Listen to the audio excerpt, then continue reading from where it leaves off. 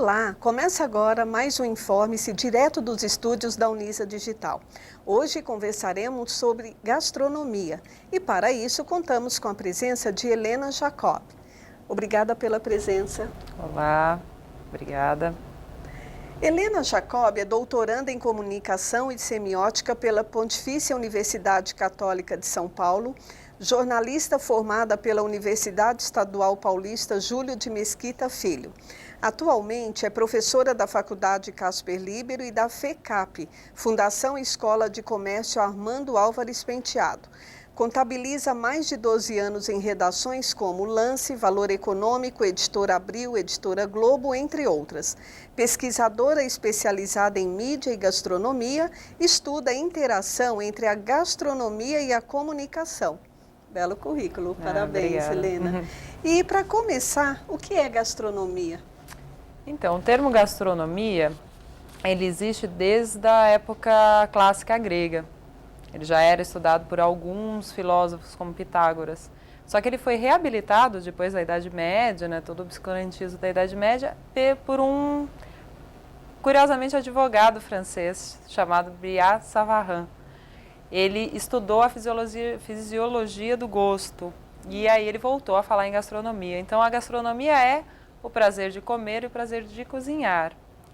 O gourmand geralmente é aquele que só gosta de comer e o gourmet é aquele que gosta de cozinhar. Então a gastronomia a Marcel Grande fala, é a arte de comer e se satisfazer pela comida. Sim, a busca não só do alimento como combustível, mas como prazer. Ah, tá. E culinária e gastronomia, qual a diferença? Então, a culinária, se a gente pegar a definição básica do dicionário Aurélio, é a arte de cozinhar, ponto. Simplesmente cozinhar e nada mais. E a gastronomia é todo o universo de prazer que envolve preparar o alimento, degustar o alimento. Claro que é complexo isso, mas bem suavemente é basicamente isso. Porque muitos ouvem falar gastronomia, parece até um palavrão, mas não sabe exatamente o que é. Até a gastronomia ela tem um pouco de um universo de preconceito, né? A alta gastronomia, ela é inacessível, ninguém consegue comer bem gastronomicamente, não é exatamente isso. Se você parar na sua casa, preparar uma refeição, degustar com prazer, já é um ato de um gastrônomo. E a bebida também está... Ah, sim, claro. A comida e a bebida, elas andam Caminham lado a lado, né? Juntinhas ali certo. no universo da gastronomia. E dá para dizer quais os tipos de comida mais comuns no mundo inteiro? Olha, essa é uma pergunta difícil, mas talvez eu arriscaria dizer a batata, a farinha de trigo, o arroz. A farinha de trigo por causa do pão, né? Que é um dos alimentos, junto com o azeite e o vinho, são os alimentos mais antigos da história da humanidade. O arroz, porque afinal de contas, só na China são 2 bilhões de pessoas comendo arroz diariamente. E as frutas e legumes frutas, legumes e verduras de uma maneira geral. Cada cultura com a sua especialidade. Exatamente. Algumas culturas utilizam o mesmo ingrediente de maneiras diversas. Aqui no Brasil a gente tem um bom exemplo que é a carne seca.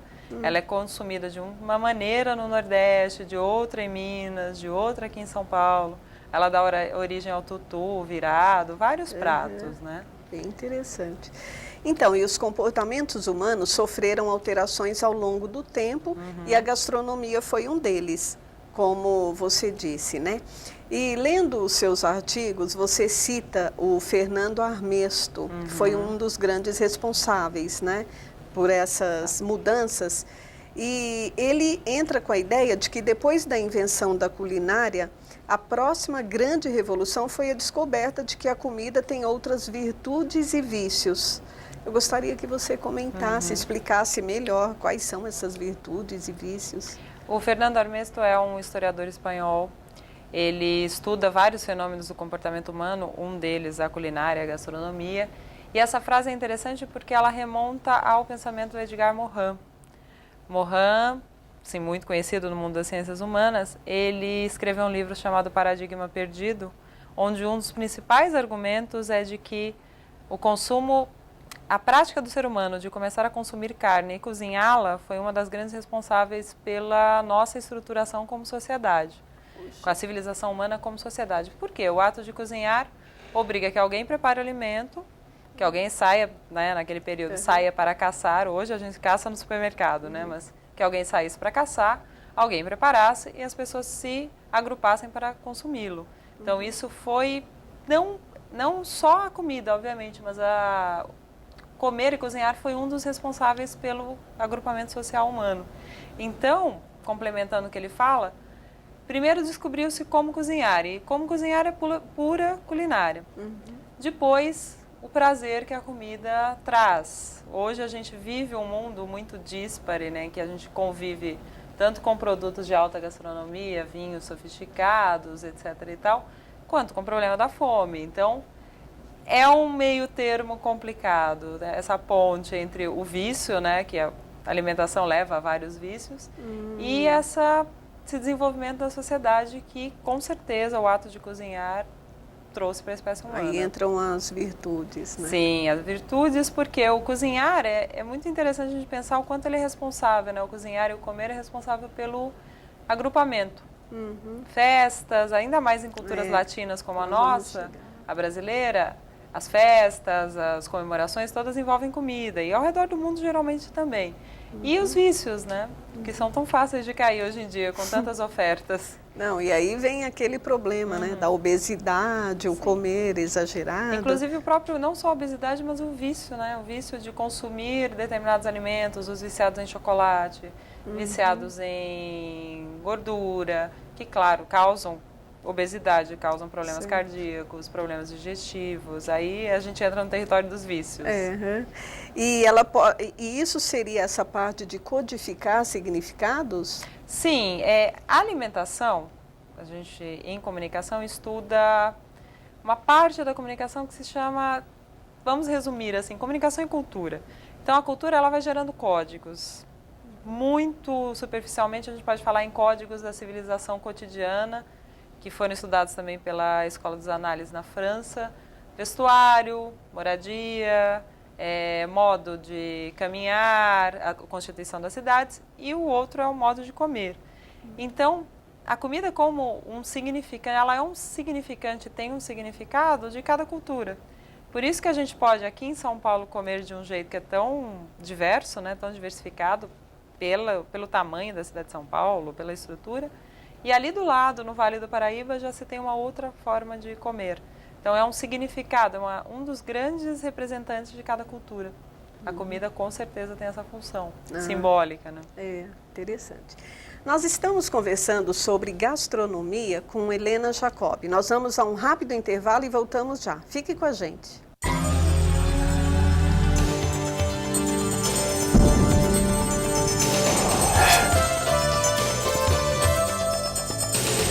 Fisioterapia é a ciência que estuda o movimento humano e utiliza recursos físicos no tratamento e cura de doenças. O objetivo do fisioterapeuta é prevenir, diagnosticar e tratar por meio de métodos de recuperação disfunções musculares, neurológicas e cardiorrespiratórias. O mercado de trabalho é desde as áreas mais conhecidas, a ortopedia, a atuação na neurologia, na pediatria, no hospital, quanto áreas que estão aparecendo agora no mercado, como atuação maior na saúde pública, atuação na escola, com deficientes visuais. Então, esse curso tem um cuidado com o profissional que vai estar no mercado, com a possibilidade de ele trabalhar em diversas áreas e fazê-lo de maneira competente. O curso oferecido pela Unisa capacita os interessados na área de conhecimento e promove experiências nas diversas vertentes da fisioterapia. O contato do aluno com o paciente desde o começo estimula tanto o estudo, né, a busca do conhecimento e a ele entender de fato para que servem aqueles conceitos todos que ele escuta na sala de aula. O Brasil, como sede da Copa de 2014 e Olimpíadas de 2016, são mais que eventos esportivos. Nesse período, até chegar à Olimpíada, tenha um bom apoio do governo para incentivar o esporte, para que depois da Olimpíada isso daí permaneça também. Aumenta bastante o campo de trabalho para para fisioterapia esportiva, para professor de educação física, medicina esportiva, então tudo que está ligado. Para mais informações sobre o curso de fisioterapia, acesse www.unisa.br/graduação sem o tio. Quanto à pós-graduação, o endereço é www.unisa.br/pós ou ligue 0800 17 17 96.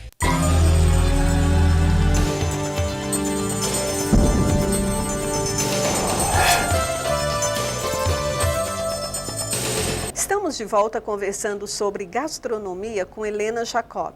No bloco anterior, Helena explicou a origem da gastronomia, a diferença da gastronomia e culinária. E, Helena, quais as mudanças mais significativas ao longo da história com a gastronomia? Olha, a história da gastronomia acompanha a história da evolução humana, então há vários períodos. Mas alguns são, a gente pode chamar de peça-chave, inclusive hoje, né? O primeiro é essa questão que eu mencionei anteriormente, do início do ato de cozinhar, do agrupamento social que isso provocou. Um outro ponto muito significativo é a Idade Média na Europa, porque infelizmente a historiografia, aqui falando, né, das ciências humanas no Brasil, a gente acaba focando mais, eu sempre gosto de frisar isso, a gente acaba focando muito no Ocidente. É normal, porque nosso meio cultural é o mais comum. É a Idade Média, por quê? Porque a Idade Média foi um período de fome, um período de escassez na Europa, levou os europeus a descobrirem as novas terras, por consequência, Brasil, né? E todo esse hibridismo, porque o que aconteceu foi que quando o europeu chegou no Brasil, falando especificamente do português, ele se deparou com uma série de ingredientes novos. Nossa. E não só o português, como o espanhol, quando chegou às Américas, e esses ingredientes foram levados para a Europa. Então, por exemplo, um ingrediente que a gente acredita ser de berço, né, que não é nosso, é a manga, a banana, o tomate, vieram da Ásia. Porque os europeus já conheciam a Ásia e fizeram esses entrecruzamentos. Sim. Trouxeram para cá, para as Américas, alguns desses o tomate era aqui das Américas mesmo, alguns desses ingredientes e levaram para lá ingredientes nossos, que até hoje são uma loucura, como carambola, cupuaçu, saputi, etc.